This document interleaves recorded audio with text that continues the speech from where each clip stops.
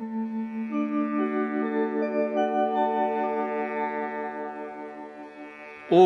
नमः सच्चिदानन्दरूपाय परमात्मने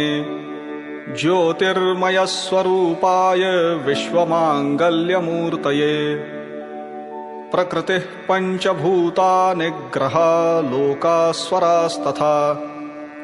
दिशः कालश्च सर्वेषां सदा कुर्वन्तु मङ्गलम् रत्नाकराधौतपदां हिमालयकिरीटिनीं ब्रह्मराजर्षिरत्नाढ्यां वन्दे भारतमातरम् महेन्द्रो मलयः सह्यो देवतात्मा हिमालयः ध्येयो रैवतको विन्ध्यो गिरिश्चारावलिस्तथा गंगा सरस्वती सिन्धुर्ब्रह्मपुत्रश्च गण्डकी कावेरी यमुना रेवा कृष्णा गोदा महानदी अयोध्या मथुरा माया काशी काञ्ची अवन्तिका वैशाली द्वारिका ध्येया पुरी तक्षशिला गया प्रयागः पाटलीपुत्रं विजयानगरं महत् इन्द्रप्रस्थं सोमनाथस्तथा मृतसरः प्रियम् चतुर्वेदाः पुराणानि सर्वोपनिषदस्तथा रामायणं भारतं च गीता सद्दर्शनानि च जैनागमास्त्रिपिटका गुरुग्रन्थः सताङ्गिरः एष ज्ञाननिधिः श्रेष्ठः श्रद्धेयो हृदि सर्वदा अरुन्धत्यनसूया च सावित्री जानकी सती द्रौपदी कण्णगी गार्गी मीरा दुर्गावती तथा लक्ष्मीरहल्या चन्नम्मा रुद्रमाम्बा सुविक्रमा निवेदिता शारदा च प्रणम्या मातृदेवताः श्रीरामो भरतः कृष्णो भीष्मो धर्मस्तथार्जुनः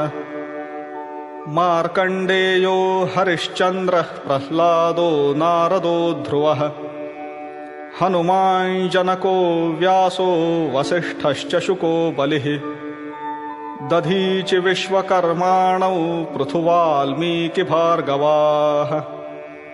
भगीरथश्चैकलव्यो मनुर्धन्वन्तरिस्तथा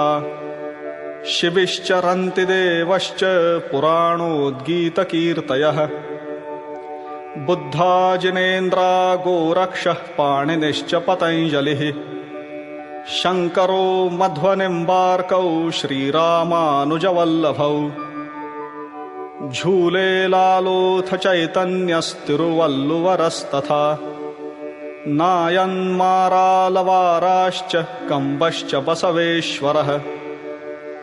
देवलो रविदासश्च कबीरो गुरुनानकः नरसिस्तुलसीदासो दशमेशो दृढव्रतः श्रीमच्छङ्करदेवश्च बन्धू सायणमाधवौ ज्ञानेश्वरस्तुकारामो रामदासः पुरन्दरः बिरसा सहजानन्दो रामानन्दस्तथा महान् वितरन्तु सदैवैते दैवीं सद्गुणसम्पदम् भरतर्षिः कालिदासः श्रीभोजो जकणस्तथा सूरदासस्त्यागराजो रसखानश्च सत्कविः रविवर्मा भातखण्डे भाग्यचन्द्रस्य भूपतिः कलावन्तश्च विख्याता स्मरणीया निरन्तरम् अगस्त्यः कम्बुकौण्डिन्यौ राजेन्द्रश्चोलवंशजः अशोकः पुष्यमित्रश्च खारवेलः सुनीतिमान् चाणक्यचन्द्रगुप्तौ च विक्रमः शालिवाहनः समुद्रगुप्तः श्रीहर्षः शैलेन्द्रो बप्परावलः लाचिद्भास्करवर्मा च यशोधर्मा च हूणजित् श्रीकृष्णदेवरायश्च ललितादित्य उद्बलः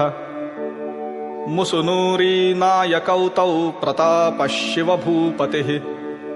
रणजित्सिंह इत्येते वीरा विख्यातविक्रमाः वैज्ञानिकाश्च कपिलः कणादः सुश्रुतस्तथा चरको भास्कराचार्यो वराहमिहिरः सुधीः नागार्जुनो भरद्वाज आर्यभट्टो वसुर्बुधः ध्येयो वेङ्कटरामश्च विज्ञा रामानुजादयः रामकृष्णो दयानन्दो रवीन्द्रो राममोहनः रामतीर्थो रविन्दश्च विवेकानन्द उद्यशाः दादाभाई गोपबन्धुस्तिलको गान्धिरादृताः रमणो मालवीयश्च श्रीसुब्रह्मण्यभारती सुभाषः प्रणवानन्दः क्रान्तिवीरो विनायकः ठक्करो भीमरावश्च फुले नारायणो गुरुः सङ्घशक्तिप्रणेतारौ केशवो माधवस्तथा स्मरणीयाः सदैवैते नवचैतन्यदायकाः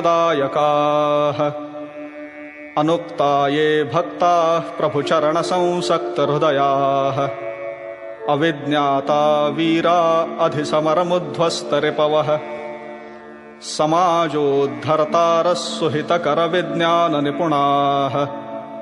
नमस्तेभ्यो भूयात् सकलसुजनेभ्यः प्रतिदिनम् इदमेकात्मता स्तोत्रं श्रद्धया यः सदा पठेत् स राष्ट्रधर्मनिष्ठावान् अखण्डं भारतं स्मरेत्। भारत माता की जय।